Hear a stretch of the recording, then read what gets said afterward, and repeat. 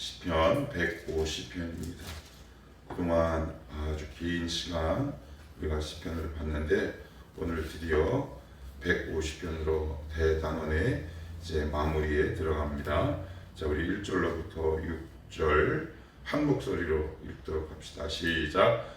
할렐루야. 그의 성소에서 하나님을 찬양하며 그의 권능의 공창에서 그를 찬양할지어다. 그의 능하신 행동을 찬양하며 그의 지극히 위대하심을 따라 찬양할지어다. 나팔 소리로 찬양하며 비파와 수금으로 찬양할지어다. 쏘고치며 춤추어 찬양하며 현악과 통소로 찬양할지어다. 큰 소리 나는 제금으로 찬양하며 높은 소리 나는 제금으로 찬양할지어다. 호흡이 있는 자마다 여호와를 찬양할지어다. 할렐루야. 아멘. 17세기 중반 영국 웨스트민스터 총회에서 교회들이 모여서 한 문답서를 작성합니다. 이 문답서를 작성한 목적은 초신자와 어린 학생들을 교육하기 위해서 107개의 문답 형식으로 짧은 교리를 만들죠. 그게 지금도 우리 개혁교회나 장로교회에서 많이 사용되고 있는 웨스터민스터 소요리, 일명 줄여서 소요리라고 합니다. 많이들 들어보셨고 오늘 처음 듣는 분들도 계실 겁니다. 그러면 왜 소요리라고 하느냐? 압축했기 때문에 짧게 요약한 교리, 그래서 소요리 문답 혹은 웨스트민스터 문답 이렇게 얘기를 합니다. 거기 보시면 107개 문답 중에 제1번이 이렇게 시작하죠. 당신은 사람의 제일 되는 목적이 무엇이라고 생각하십니까? 그러면 답이 이겁니다. 사람의 제일 되는 목적은 하나님을 영화롭게 하는 것과 영원토록 그를 즐거워하는 것입니다. 왜 여기서는 제1번 왜 이런 답을, 이런 질문을 던질까요? 사람의 제일 되는 목적이 하나님을 영화롭게 하는 것. 살다 보면 알 수 있습니다. 인간은 자신을 높이고 싶어 합니다. 저뿐만 아니라 여러분들도 인간의 본능입니다. 인간이 가장 언제 두려움을 느끼냐면 자신이 낮아질 때 가장 강력한 두려움과 염려가 수반되죠. 그래서 창세기 11장 보면 지구라트 형식, 신전 형식의 건물이 올라가는데 그것이 바로 바벨이라고 알려있는 건물이죠. 그 건물을 지을 때 그들이 지은 목적과 동기가 성경은 분명하게 이렇게 요약되어 있습니다. 자기 이름을 내기 위해. 자, 우리 이름을 내자. 그랬더니 하나님이 이 땅에 내려오셔서 언어를 흩으시고 그들을 전 세계 사방팔방으로 흩으십니다. 인간의 본능이 그렇습니다. 자기 위에 누가 있는 것을 보지 못하지요. 뭐든지 자기 발 밑에 있어야 합니다. 심지어 그것이 하나님이어도 마찬가지입니다. 왜 우리가 하나님 우상처럼 섬기느냐? 하나님을 내 마음대로 좌우할 수 있다고 믿기 때문입니다. 그 말인즉슨 하나님이 여전히 내 아래에 있다라고 생각하죠. 그러나 하나님은 우리와 같은 위치에 우리의 발 아래에 있어서도 가능하지도 않는 분입니다. 그래서 이 소요리 문답은 인간의 가장 제일 되는 목적이 하나님을 영화롭게 하고 영원토록 그를 즐거워하는 것이라고 얘기합니다. 한마디로 얘기하면 찬양하는 것이 인간의 궁극적 사명이다 라고 성경은 말하고 있어요. 그래서 오늘 150편이 중요한 이유가 이렇게 시작하죠. 할렐루야. 저 6절에 보시면 할렐루야, 할렐루야 시편, 할렐 시편이라고 알려져 있습니다. 146편부터 150편을 할렐 시편이라고 얘기하는데 왜 그러면 시인은 할렐루야로 시작하고 할렐루야로 마칠까요? 우리는 보통 아침에 일어나면 한국 사람들은 이렇게 하죠. 아이고 오늘 힘들겠다. 또 잠자리일 때는 어떻습니까? 아이고 죽겠네. 뭐 이런 말들이 우리 입에 달고 어떻게 보면 우리에게 되게 익숙하고 체질화되었는지 모릅니다. 왜 시인은 맨 앞에 할렐루야로 시작하고 맨 마지막 단어를 할렐루야로 마칠까요? 저는 이렇게 말씀드리고 싶습니다. 얼마 전에 발표된 우리나라 군사력 순위가 세계에서 6위라고 합니다. 강대국 순위도 6위. 무슨 말씀을 드리고 싶냐면 현대전은 굉장히 독특한 형식으로 전쟁이 진행되는데 뭐냐면 미사일을 먼저 쏘고 공군 전력을 동원하죠. 그래서 그 적 진지를 먼저 선제 타격합니다. 그리고 나서 두 번째 무엇을 투입하느냐? 지상군을 투입합니다. 먼저 지상군을 투입하는 경우는 요즘은 없습니다. 하늘에서 내려온 미사일을 통해 선제 타격을 하죠. 할렐루야는 여호와를 찬양하는 겁니다. 찬양은 사단의 진지에 선제 공격을 가하는 겁니다. 그래서 아침에 일어나셔서 여러분 가장 먼저 이렇게 기도하시면 좋을 것 같습니다. 하나님, 오늘 하루도 힘들 것 같지만 하나님 감사합니다. 이게 뭐냐? 사단의 진지에 이 내가 내뱉는 이 말로 사단의 진지에 선제 공격을 가하는 겁니다. 그러면 공격받았으니 얼마나 당황스럽습니까? 어제 이렇게 말씀드렸어요. 하나님 우리에게 주신 두 가지 공격 무기가 있다. 첫째는 찬양이요, 두 번째는 말씀이라 그랬습니다. 그래서 여호사밧 예를 제가 들기도 했지요. 하나님 감사합니다. 하나님 오늘도 고맙고 감사합니다. 제 앞에 놓여진 여러 가지 문제들이 저를 힘들게 하겠지만 하나님 오늘도 하나님을 높이는 것으로 하루를 시작하고 오늘 하루도 마무리되게 하옵소서. 이 고백이 사단이 벌벌 떠는 것이기 때문에 그렇습니다. 어제 제가 이렇게 말씀을 드렸어요. 사단이 못하는 것 세 가지가 있다고. 사랑, 창조, 찬양이라고 그랬습니다. 그러니 자기가 갖고 있지 않는 무기를 자기의 진지에 포탄을 떨어뜨렸으니 사단이 얼마나 당황하겠습니까?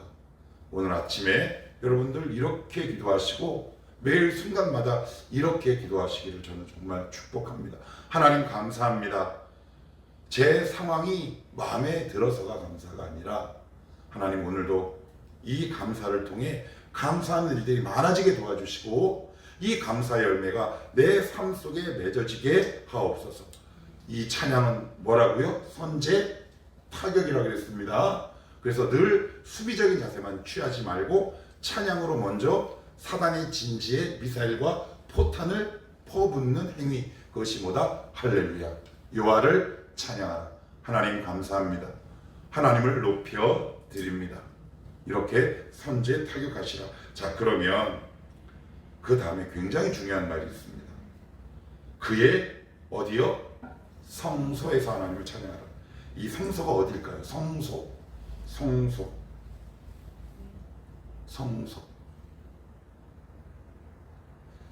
대속죄일이 있습니다. 레위기 16장에 나오는데 하나님께서 아론에게 이렇게 말씀하십니다. 너는 1년에 한 번 죄를 정결하게 씻고 나의 지성소에 들어와서 온 백성을 위해서 죄를 대속하라.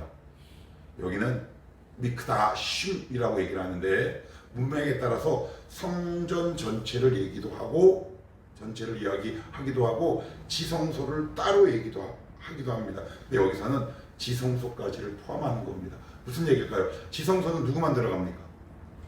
대제사장. 몇 번? 한 번입니다.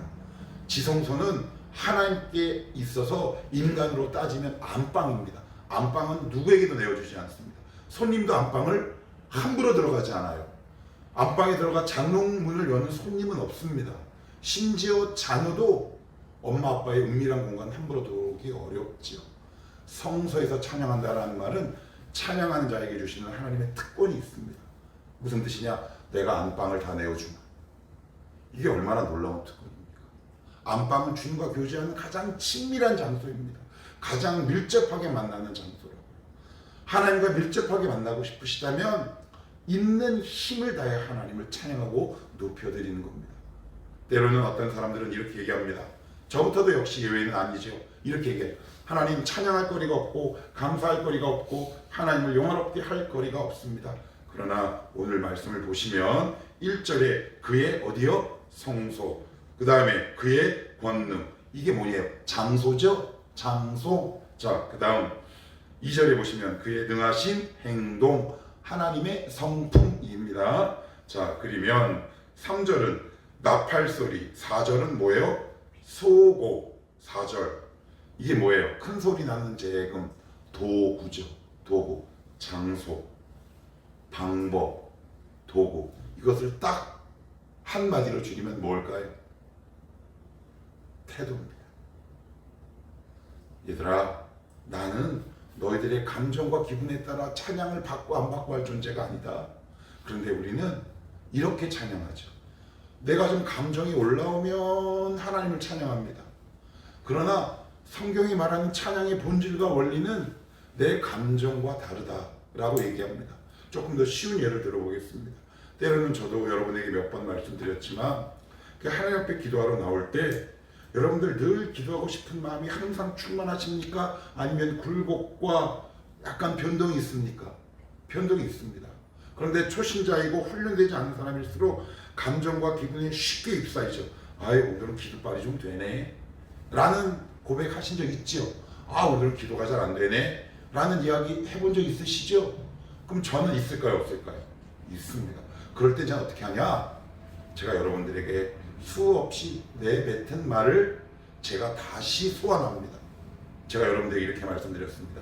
하나님은 자세와 태도를 보신다. 하나님, 지금도 제 마음의 상태와 관계없이 여전히 살아계신 하나님 앞에 기도합니다. 여러분, 우리가 옛날에 왕을 만나는 것을 조금 어려운 단어로 뭐라고 했나요? 알현한다 그러죠. 왕을 알현할 때 내 기분이 나쁘다고 옷을 마음대로 입고 자세를 함부로 할 수 있나요? 함부로 못합니다. 그러면 바로 죽습니다. 내 기분, 감정에 관계없이 왕을 만나러 갈 때는 옷을 정제하고 마음을 가다듬고 왕을 만나러 가고 예의를 다하죠. 그런데 우리 하나님은 우리 눈에 보이는 물리적 왕보다 비교할 수 없을 만큼 높은 분이란 말이에요. 그런데 그분을 만나고 그분을 찬양하는 것이 내 감정과 기분에 따라 좌우된다면 그것은 왕이 아니라 뭘까요? 종이요, 때로는 우상이죠. 오늘 만약에 이 자리에 오셨을 때 나 오늘 기도하기 너무 힘들어. 그럴 수 있지요? 있어요, 없어요? 있습니다. 이 말씀을 붙들고 이렇게 기도하셔야 합니다. 하나님, 오늘 말씀해 보니 장소, 도구, 방법을 가리지 말고 하나님을 높이고 찬양하라고 말씀하고 있사오니 오늘도 제 마음을 정돈하며 나아갑니다. 제 감정과 기분에 관계없이 하나님을 찬양합니다. 여러분, 찬양하는 게 얼마나 큰 노동이 필요한 줄 아십니까? 왜요? 상황은 내 마음에 안 들거든요. 여건은 내 뜻대로 되지 않거든요. 거기서 어떻게 찬양이 나옵니까?